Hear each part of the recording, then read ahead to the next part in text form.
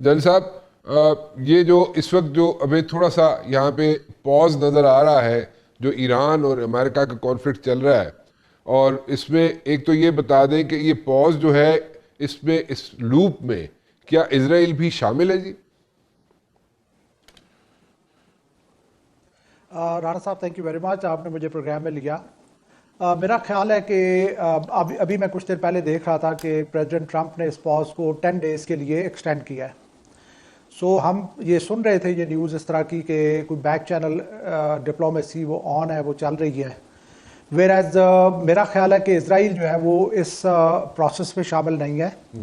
पहले भी नेगोशिएशंस के दौरान इसराइल था जिसने कि हॉस्टिलिटीज़ को इनिशिएट किया और उन नेगोशिएशन के प्रोसेस को स्कटल किया। इस दफ़ा भी हमें ये नज़र आ रहा था कि पाकिस्तान एक लीडिंग रोल प्ले कर रहा है इस तरह की कम्युनिकेशन के लिए, बैकडोर डिप्लोमेसी के लिए। लेकिन साथ ये भी खबरें आई कि ईरान में जो हमारा जो एम्बेसडर है उनकी रेजिडेंस के ऊपर कुछ फायरिंग एक्शन हुआ और वो एलिगेशंस लगी इसराइल के ऊपर कि वंस अगेन इसराइल जो है वो स्कटल करने की कोशिश कर रहा है। तो एक तरफ तो अगर हम देखें कि प्रेसिडेंट ट्रंप की जो एक्सटेंशन है वो तो ये शो करती है कि इस तरह की उन्हें कोई होप्स हैं कि शायद ये टॉक सक्सेसफुल हों, लेकिन दूसरी तरफ मैं नहीं समझता कि इसराइल जो है वो इस प्रोसेस में फुली ऑन बोर्ड है। जनरल साहब, मुझे एक बात बताएं, why Iran is targeting GCC countries 83% और Israel is being targeted only 17%? What's the strategy? Because you're a general and you have been in the army, तो आप हमें जरा थोड़ी सी वॉर गेमिंग समझा दें, ये क्या है स्ट्रेटजी सर? राणा साहब देखिए, वेरी गुड क्वेश्चन। मैं जिस तरह से रीड करता हूँ कि एक है जो जीसीसी कंट्रीज है उनका स्प्रेड है, so number is more than one, whereas Israel is only one. So अगर उसने जीसीसी कंट्रीज या बेसिस पे अटैक करना है जो अभी तक ईरान कर रहा है, तो जाहिर है वो number of targets are much more than Israel. Israel जो है वो कॉन्सेंट्रेटेड एक टारगेट प्रेजेंट करता है और मेरे नज़दीक अभी तेल अवीव है उस पर जैसे अटैक हो रहे हैं, या उनके न्यूक्लियर इंस्टॉलेशन पे अटैक हो रहे हैं, या उनके इलेक्ट्रिक जो इंफ्रास्ट्रक्चर उस पर अटैक हो रहा है। तो मेरे नज़दीक ये जो it is all planning of Iran के एक तरफ तो यूएस को वो डायरेक्टली इम्पैक्ट कर रहे हैं bye striking at the basis of the US, और उनका ऑब्जेक्टिव यही है कि यूएस अल्टीमेटली इस इलाके से निकल जाए या उसके लिए रहना बहुत ज़्यादा डिफिकल्ट हो जाए। I am sorry, I am cutting you general साहब, लेकिन माय क्वेश्चन इज दैट ये जो जीसीसी कंट्रीज का आप कह रहे हैं कि जीसीसी कंट्रीज पे जो अमेरिकन वहाँ पे बेसिस हैं उनको हिट कर रहा है ईरान, तो वो उसमें से शायद ही कोई बेसिस होंगे जहाँ पे हिट हुए हैं उनके ड्रोन या मिसाइल्स जो भी वो यूज़ कर रहे हैं मिलिट्री हार्डवेयर ईरानियंस। लेकिन सर ज़्यादातर जो डैमेज हो रही है जीसीसी कंट्रीज में जगह वो सिविलियन एरियाज हैं, तो वो ज़रा उसको भी ज़रा एक्सप्लेन कीजिएगा ज़रा। देखिए, ईरान का बड़ा एक क्लियर स्ट्रेटजी नज़र आई है। जैसे पहले डिस्कशन में ये बात हुई कि कॉस्ट ऑफ वॉर को इंक्रीज़ किया जाए, और वो जो कॉस्ट ऑफ वॉर है और दूसरी जो उसका मेन स्ट्रैंड है स्ट्रेटजी का, दैट इज़ के अलायंस को ब्रेक किया जाए। मेरे नज़दीक ये जो भी टारगेटिंग पॉलिसी ईरान फॉलो कर रहा है, एक तरफ तो ये है कि कहाँ पे कितनी ज़रूरत है, जाहिर है उसके बेस के ऊपर आप डिसाइड करते हैं कि 17% मैंने इसराइल पे करना है और रिमेनिंग एफर्ट मेरी ये जो एलाइज है, so called allies of the US in this region, उन पे करना है, जिसमें बेसिस भी हैं, जिसमें इकनॉमिक जो कॉस्ट है उसको बढ़ाने के जी टारगेट्स हैं।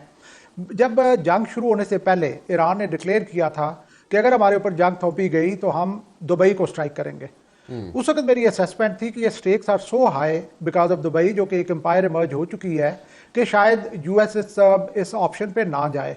लेकिन फिर भी यूएस ने अटैक किया और मेरे नज़दीक यूएस ने, मैं ये नहीं समझता कि यूएस की असेसमेंट्स गलत थी, बल्कि यूएस ने असेसमेंट्स को डिसरिगार्ड किया। पेंटागन की असेसमेंट्स कुछ और थी, जो है वो ये वाइट हाउस की असेसमेंट कुछ और थी।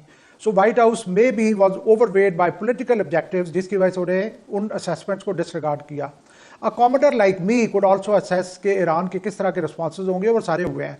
जो टारगेटिंग पॉलिसी जिसका आप जिक्र कर रहे हैं, मेरा ख्याल है कि एक ऑप्शन है ईरान की कि वो डायरेक्टली हर्ट करे अमेरिकन टारगेट्स और अमेरिकन एलाइज को, और दूसरा सेकंड उसका पार्ट है कि वो इसराइल को हर्ट करे, जो कि खुद भी इसराइल भी यूएस का एलाय है, लेकिन उनकी जो प्रोपोर्शन है they are aiming more at the smaller Arab countries. क्योंकि आप देखेंगे जब ये जंग बंद होगी तो मिडल ईस्ट का जो खदोखाल है वो टोटली डिफरेंट होंगे, और ये जो इस वक्त जो मिडल ईस्ट है उसमें जो पॉपुलेशन है वो खड़ी है विक्टिम के साथ, और जो रूलर्स हैं वो खड़े हैं एग्रेसर के साथ। तो मेरा ख्याल है this is the policy that Iran is following as far as targeting is concern. देखें in this particular case, Iran के केस में कितने चांसेस हैं कि रूस और रशिया जो है वो अपने आप को इन्वॉल्व करे ईरान के साथ? 2026 में जब यूएस और इजराइल की ऑलरेडी बैशिंग हो रही है, कोई चीज़ उनके हक में नहीं जा रही, why should there be really a need for Russia और चाइना टू स्टेप इन? हाँ, एक सिचुएशन जिसका पहले जिक्र हो रहा है कि अगर न्यूक्लियर वेपन तक बात जाती है, जिसको मैं बहुत हद तक रूल आउट करना चाहूँगा, क्योंकि एक बहुत पुरानी बात नहीं है। अभी अमेरिका अफगानिस्तान से ह्यूमिलिएट होकर निकला है। America never thought of using a nuclear bomb. उन्होंने मदर ऑफ ऑल बॉम्ब्स, जब बिगेस्ट कन्वेंशनल बॉम्ब तो ज़रूर यूज़ किया, लेकिन न्यूक्लियर बॉम्ब तक बात नहीं गई। रशिया जो है वो ह्यूमिलिएट हो रहा है यूक्रेन में, ऑल्दो अब सिचुएशन थोड़ी चेंज हो रही है, कोई न्यूक्लियर बॉम्ब की बात नहीं हुई। तो ये उनके लिए डाइजेस्ट करना, वो ऑलरेडी डाइजेस्ट कर चुके हैं, ये कोई नई बात नहीं है। दे फॉल्टी असेसमेंट थी, रैश एक्शन था जो उनके गले पड़ गया और उनको अभी मुंह की खानी पड़ रही है। तो मेरे नज़दीक इस वक्त रशिया और चाइना को एब्सोल्युटली कोई ज़रूरत नहीं है कि वो डायरेक्टली इन्वॉल्व हों। और सेकेंडली मेरे नज़दीक बहुत कम चांसेस है कि न्यूक्लियर वेपन्स तक बात जाएगी। हाँ, अगर वो जाती है तो फिर हो सकता है कि रशिया और चाइना के रिस्पॉन्सेज डिफरेंट हों। हैविंग सेड दैट, अभी ये जो पॉजेज आ रहे हैं, मैं इसको देखता हूँ combination of frustration as well as जो आप कह रहे हैं कि जी जाहिर है अगर वो उनकी कोशिश है कि डिप्लोमेटिक प्रॉन्ग से अगर उन्हें कोई रिलीफ मिल जाता है तो दैट इज अ सक्सेस। अगर वो नहीं मिलता तो डेफिनेटली उन्होंने रीस्टार्ट तो करनी है हॉस्टिलिटीज, तो उसके लिए पॉज को यूटिलाइज तो जरूर करेंगे वो फॉर री ग्रुपिंग एंड री इक्विपिंग। लेकिन ये कि उनकी कोशिश पूरी यही होगी कि कोई ना कोई फेस सेविंग मिल जाए और उस सिचुएशन से निकल जाए। अभी तक राणा साहब जितने एलिमेंट्स ऑफ प्राइड थे यूएस के, चाहे वो एयरक्राफ्ट कैरियर था, चाहे वो जो थे F-35 एयरक्राफ्ट था, चाहे वो स्टेल्थ टेक्नोलॉजी थी, चाहे वो सुपर क्वालिटी रेडार्स थे, सारे के सारे they have been quashed to the ground. कोई भी उनका एलिमेंट ऑफ प्राइड अभी तक खड़ा होने के काबिल नहीं है। एयरक्राफ्ट कैरियर को उनको लेके भागना पड़ा, स्टेल्थ टेक्नोलॉजी बिल्कुल now it is in question, air force supremacy खत्म, नेवल सुप्रीमेसी खत्म। सो दे आर रियली फ्रस्ट्रेटेड, जिसकी वजह से वो एक्सटेंड कर रहे हैं और वो चाह रहे हैं कि कोई हमें फेस सेविंग मिल जाए। जनरल साहब, आपसे एक और चीज़ पूछना चाहूँगा, when it comes to like negotiations, हमें ये मालूम है कि जनाब Pakistan is playing a vital role when it comes to like negotiations between Iran and America, और उसमें इंडिया की तरफ अगर हम देखें तो शंकर जो है वो ऐसे वर्ड्स यूज़ कर रहा है पाकिस्तान के लिए जो मुझे यहाँ पे यूज़ नहीं करने चाहिए। सो बट एनीवेज, वो इस किस्म की जब अल्फाज यूज़ कर रहा है शंकर पाकिस्तान के बारे में, तो उसको क्या बताए कि फ्रस्ट्रेशन है बहुत ज़्यादा इंडिया को कि भाई हम कोई वाइटल रोल प्ले कर रहे हैं या हमारी इंपॉर्टेंस बहुत ज़्यादा हो गई है, या how should we take it? जी, इंडिया को आप देखें स्टार्टिंग मई 25 से पहले इजराइल इंडिया कुछ और था।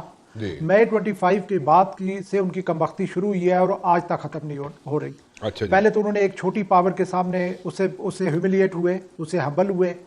फिर जो उनके एक मिशन था या एक विश थी to act as net security provider और रीजनल पुलिसमैन, वो सारी की सारी that was put to the ground.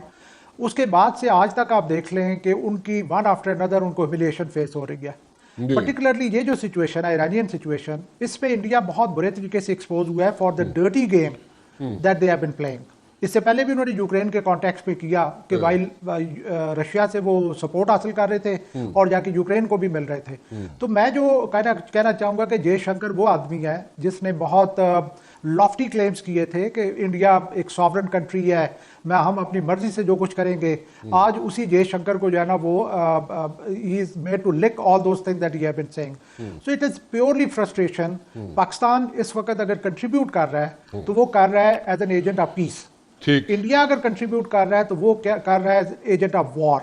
So that is the reason कि जयशंकर इतनी अनपार्लियामेंट्री लैंग्वेज बोल रहा है, क्योंकि उसे समझ नहीं आ रही कि दे हैव नो रिस्पाइट सो फार। ठीक, बिल्कुल ठीक है।